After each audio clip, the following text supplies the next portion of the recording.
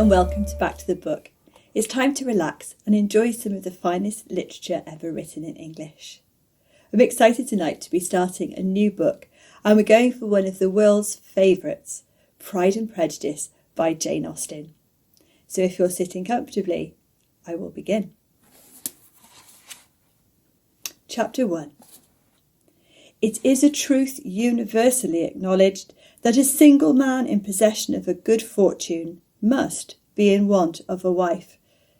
However little known the feelings or views of such a man may be on his first entering a neighbourhood, this truth is so well fixed in the minds of the surrounding families that he is considered as the rightful property of some one or other of their daughters.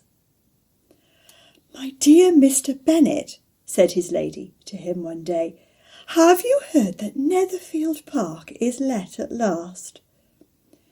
Mr. Bennet replied that he had not.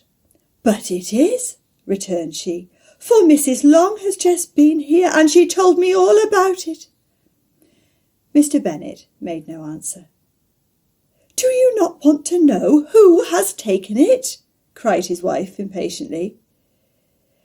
"You want to tell me, and I have no objection to hearing it." This was invitation enough. "Why, my dear, you must know Mrs. Long says that Netherfield is taken by a young man of large fortune from the north of England, that he came down on Monday in a chaise and four to see the place, and was so much delighted with it that he agreed with Mr. Morris immediately that he is to take possession before Michaelmas, and some of his servants are to be in the house by the end of the week." "What is his name?" "Bingley." "Is he married or single?" "Oh, single, my dear, to be sure. A single man of large fortune, 4,000 or 5,000 a year. What a fine thing for our girls!" "How so? How can it affect them?" "My dear Mr. Bennet," replied his wife, "how can you be so tiresome? You must know that I am thinking of his marrying one of them." "Is that his design in settling here?" "Design? Nonsense! How can you talk so? But it is very likely that he may fall in love with one of them, and therefore you must visit him as soon as he comes." "I see no occasion for that. You and the girls may go, or you may send them by themselves, which perhaps will be still better, for you are as handsome as any of them. Mr. Bingley might like you the best of the party." "My dear, you flatter me. I certainly have had my share of beauty, but I do not pretend to be anything extraordinary now. When a woman has 5 grown-up daughters, she ought to give over thinking of her own beauty. In such cases, a woman has not often much beauty to think of." "But, my dear, you must indeed go and see Mr. Bingley when he comes into the neighbourhood." "It is more than I engage for, I assure you." "But consider your daughters. Only think of what an establishment it would be for one of them. Sir William and Lady Lucas are determined to go, merely on that account, for in general, you know, they visit no newcomers. Indeed, you must go, for it will be impossible for us to visit him if you do not." "You are over-scrupulous, surely. I dare say Mr. Bingley will be very glad to see you, and I will send a few lines by you to assure him of my hearty consent to his marrying whichever he chooses of the girls, though I must throw in a good word for my little Lizzie." "I desire you will do no such thing. Lizzie is not a bit better than the others, and I am sure she is not half so handsome as Jane, nor half so good-humoured as Lydia, but you are always giving her the preference." "They have none of them much to recommend them," replied he. "They are all silly and ignorant like other girls, but Lizzie has something more of quickness than her sisters." "Mr. Bennet, how can you abuse your own children in such a way? You take delight in vexing me. You have no compassion on my poor nerves." "You mistake me, my dear. I have a high respect for your nerves. They are my old friends. I have heard you mention them with consideration these 20 years at least." "Ah, you do not know what I suffer." "But I hope you will get over it, and live to see many young men of 4,000 a year come into the neighbourhood." "It will be no use to us if 20 such should come, since you will not visit them." "Depend upon it, my dear, that when there are 20, I will visit them all. Mr. Bennet was so odd a mixture of quick parts, sarcastic humour, reserve and caprice, that the experience of 23 years had been insufficient to make his wife understand his character. Her mind was little less difficult to develop.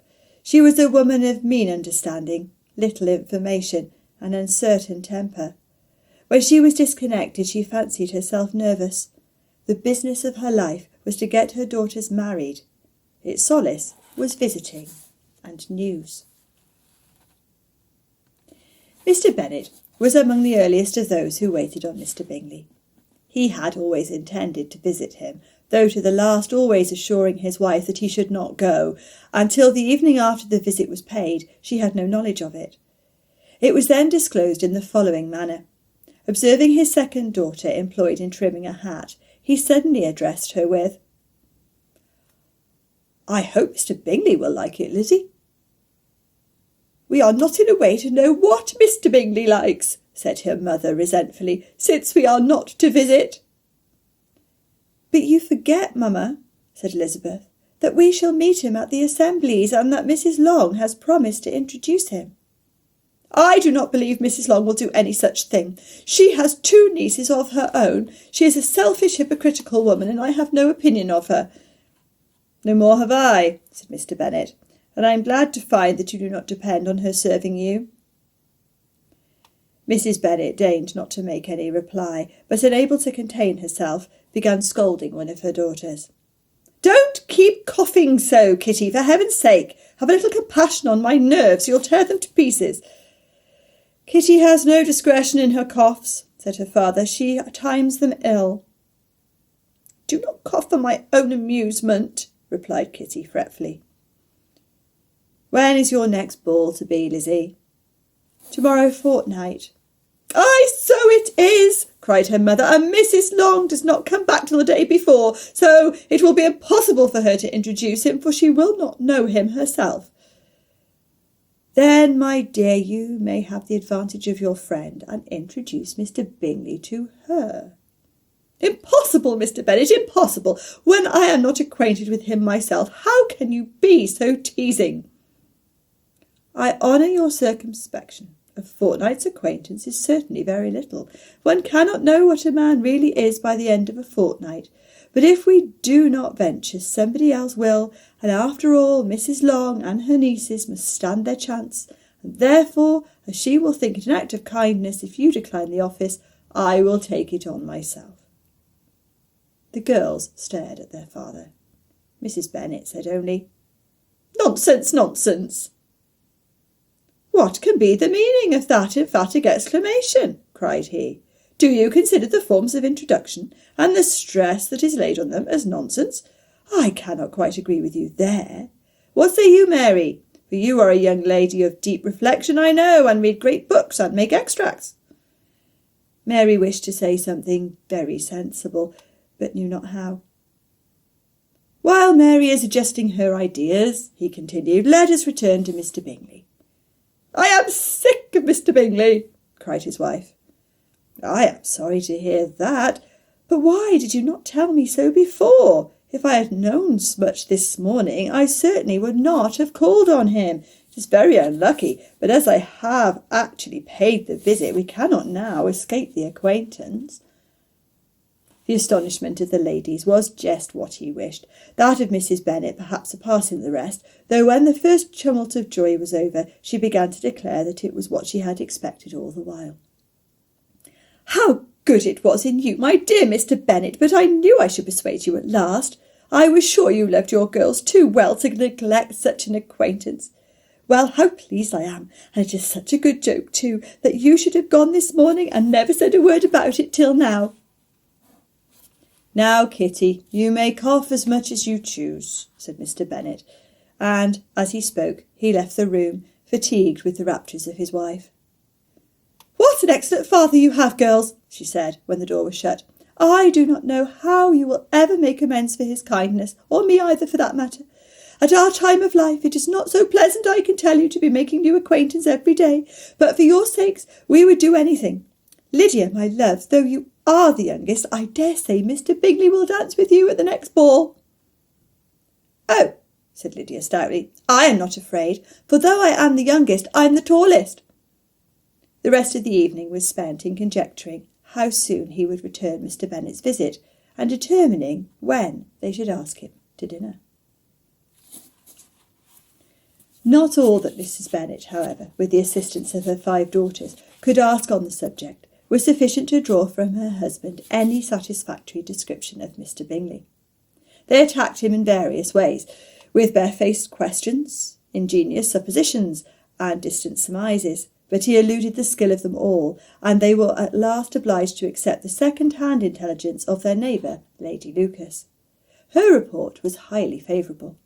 Sir William had been delighted with him. He was quite young, wonderfully handsome, extremely agreeable, and to crown the whole, he meant to be at the next assembly with a large party. Nothing could be more delightful. To be fond of dancing was a certain step towards falling in love, and very lively hopes of Mr. Bingley's heart were entertained. "If I can but see one of my daughters happily settled at Netherfield," said Mrs. Bennet to her husband, "and all the others equally well married, I shall have nothing to wish for." In a few days Mr. Bingley returned Mr. Bennet's visit, and sat about 10 minutes with him in his library. He had entertained hopes of being admitted to the sight of the young ladies, of whose beauty he had heard much, but he saw only the father.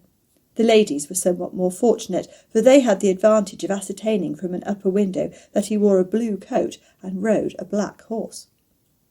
An invitation to dinner was soon afterwards dispatched, and already had Mrs. Bennet planned the courses that were to do credit to her housekeeping, when an answer arrived which deferred it all. Mr. Bingley was obliged to be in town the following day, and consequently unable to accept the honour of their invitation. Mrs. Bennet was quite disconcerted.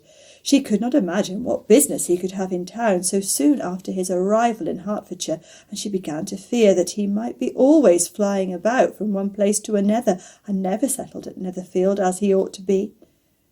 Lady Lucas quieted her fears a little by starting the idea of his being gone to London only to get a large party for the ball, and a report soon followed that Mr. Bingley was to bring 12 ladies and 7 gentlemen with him to the assembly. The girls grieved over such a number of ladies, but were comforted the day before the ball by hearing that instead of 12 he had brought only 6 with him from London, his 5 sisters and a cousin. And when the party entered the assembly room, it consisted of only 5 altogether, Mr. Bingley, his 2 sisters, the husband of the eldest, and another young man. Mr. Bingley was good-looking and gentlemanlike. He had a pleasant countenance and easy, unaffected manners. His sisters were fine women, with an air of decided fashion. His brother-in-law, Mr. Hurst, merely looked the gentleman, but his friend, Mr. Darcy, soon drew the attention of the room by his fine tall person, handsome features, noble mien, and the report which was in general circulation within 5 minutes after his entrance of his having 10,000 a year. The gentleman pronounced him to be a fine figure of a man. The ladies declared he was much handsomer than Mr. Bingley, and he was looked at with great admiration for about half the evening, till his manners gave a disgust which turned the tide of his popularity, for he was discovered to be proud, to be above his company, and above being pleased, and not all his large estate in Derbyshire could then save him from having a most forbidding, disagreeable countenance, and being unworthy to be compared to his friend. Mr. Bingley had soon made himself acquainted with all the principal people in the room. He was lively and unreserved, danced every dance, was angry that the ball closed so early, and talked of giving one himself at Netherfield. Such amiable qualities must speak for themselves. What a contrast between him and his friend! Mr. Darcy danced only once with Mrs. Hurst and once with Miss Bingley, declined being introduced to any other lady, and spent the rest of the evening walking about the room, speaking occasionally to one of his own party. His character was decided. He was the proudest, most disagreeable man in the world, and everybody hoped that he would never come there again. Amongst the most violent against him was Mrs. Bennet, whose dislike of his general behaviour was sharpened into particular resentment by his having slighted one of her daughters. Elizabeth Bennet had been obliged, by the scarcity of gentlemen, to sit down for 2 dances, and during part of that time Mr. Darcy had been standing near enough for her to overhear a conversation between him and Mr. Bingley, who came from the dance for a few minutes to press his friend to join it. "Come, Darcy," he said, "I must have you dance. I hate to see you standing about by yourself in this stupid manner. You had much better dance." "I certainly shall not. You know how I detest it, unless I am particularly acquainted with my partner. Such an assembly as this, it would be insupportable.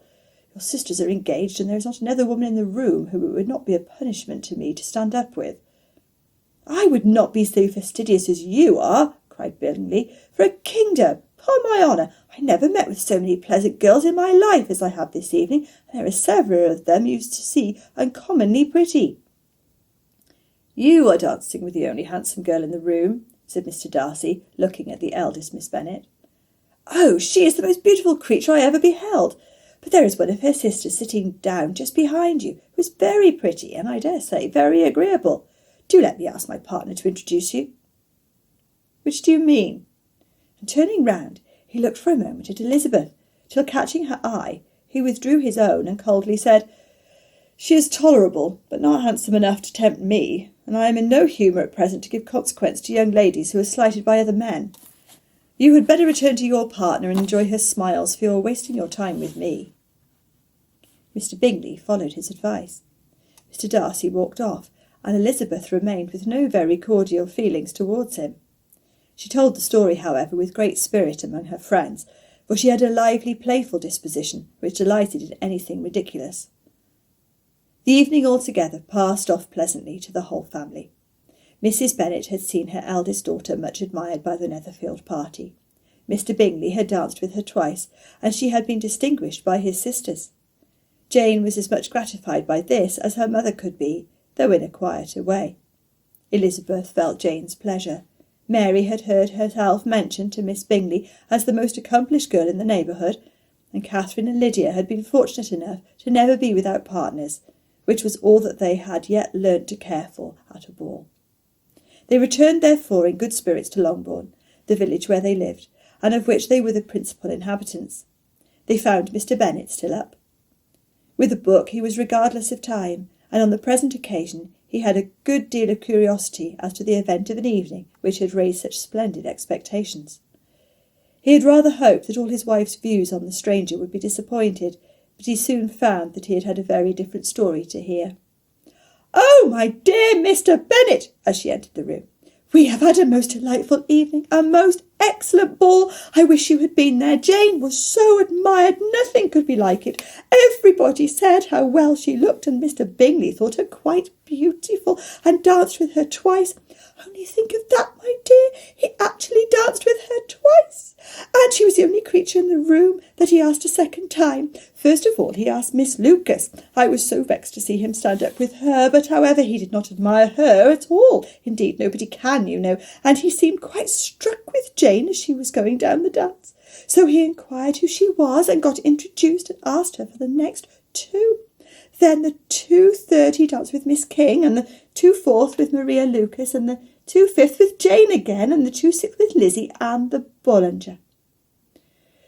"If he had had any compassion for me," cried her husband impatiently, "he would not have danced half so much. For God's sake, say no more of his partners. Oh, that he had sprained his ankle in the first dance."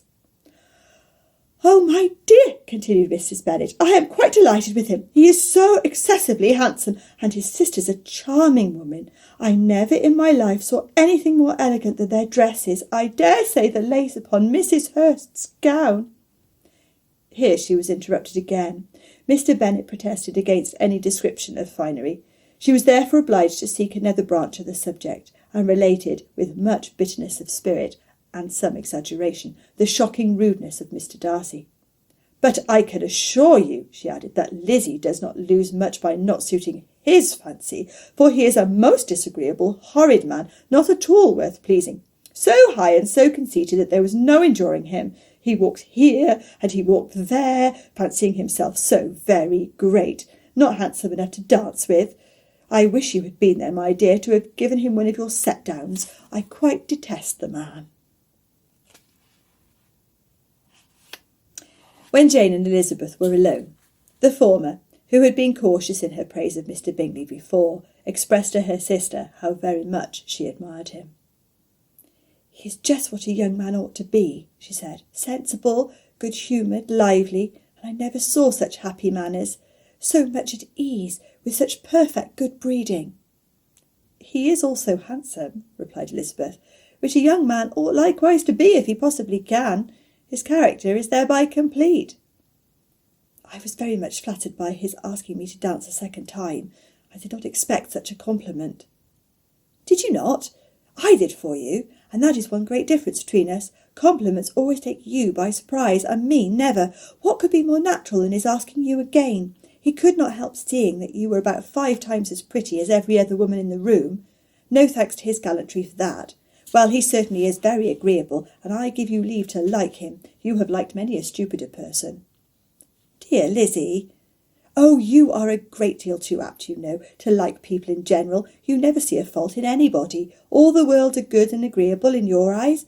I never heard you speak ill of a human being in my life." "I would wish not to be hasty in censuring anyone, but I always speak what I think." "I know you do, and it is that which makes the wonder. With your good sense, to be so honestly blind to the follies and nonsense of others. Affectation of candour is common enough, one meets it everywhere, but to be candid without ostentation or design, takes the good of everybody's character and make it better still, and say nothing of the bad, belongs to you alone. And so, you like this man's sisters too, do you? Their manners are not equal to his." "Certainly not, at first, but they are very pleasing women when you converse with them. Miss Bingley is to live with her brother and keep his house, and I am much mistaken if we shall not find a very charming neighbour in her." Elizabeth listened in silence, but was not convinced.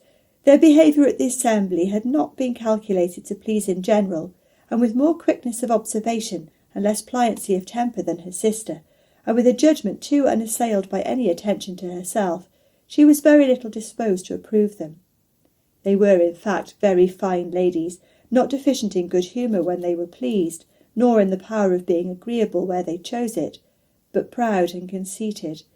They were rather handsome, had been educated in one of the first private seminaries in town, had a fortune of £20,000, were in the habit of spending more than they ought, and of associating with people of rank, and were therefore in every respect entitled to think well of themselves, and meanly of others. They were of a respectable family in the north of England, a circumstance more deeply impressed on their memories than on their brother's fortune, and their own had been acquired by trade.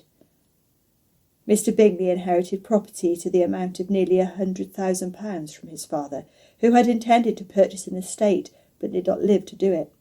Mr. Bingley intended it likewise, and sometimes made choice of his county, but as he was now provided with a good house and the liberty of a manor, it was doubtful to many of those who best knew the easiness of his temper whether he might not spend the remainder of his days at Netherfield, and leave the next generation to purchase. His sisters were very anxious for his having an estate of his own, but thought he was now established only as a tenant. Miss Bingley was by no means unwilling to preside at his table, nor was Mrs. Hurst, who had married a man of more fashion than fortune, less disposed to consider his house as her home when it suited her. Mr. Bingley had not been of age 2 years when he was tempted by an accidental recommendation to look at Netherfield House. He did look at it, and into it, for half an hour, and was pleased with its situation and the principal rooms, satisfied with what the owner said in its praise, and took it immediately. Between him and Darcy there was a very steady friendship, in spite of a great opposition of character. Bingley was endeared to Darcy by his easiness, openness, ductility of his temper, though no disposition could offer a greater contrast to his own, and though with his own he never appeared dissatisfied. On the strength of Darcy's regard, Bingley had the firmest reliance, and of his judgment the highest opinion. In understanding, Darcy was the superior. Bingley was by no means deficient, but Darcy was clever. He was at the same time haughty, reserved, and fastidious, and his manners, though well bred, were not inviting. In that respect his friend had greatly the advantage. Bingley was sure of being liked wherever he appeared. Darcy was continually giving offence. The manner in which they spoke of the Meryton assembly was sufficiently characteristic.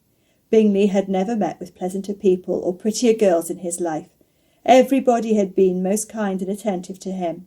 There had been no formality, no stiffness. He had soon felt acquainted with all the room, and as to Miss Bennet, he could not conceive an angel more beautiful. Darcy, on the contrary, had seen a collection of people in whom there was little beauty and no fashion, for none of whom he had felt the smallest interest, and from none received either attention or pleasure. Miss Bennet he acknowledged to be pretty, but she smiled too much. Mrs. Hurst and her sister allowed it to be so. But still they admired her and liked her, and pronounced her to be a sweet girl, and one whom they should not object to know more of. Miss Bennet was therefore established as a sweet girl, and their brother felt authorised by such commendation to think of her as he chose. I do hope you enjoyed that delightful opening to Pride and Prejudice. Do join me again next time as the story develops. If you're enjoying this and you'd like to hear more, do remember to like and subscribe, and I'll see you next time. Goodbye.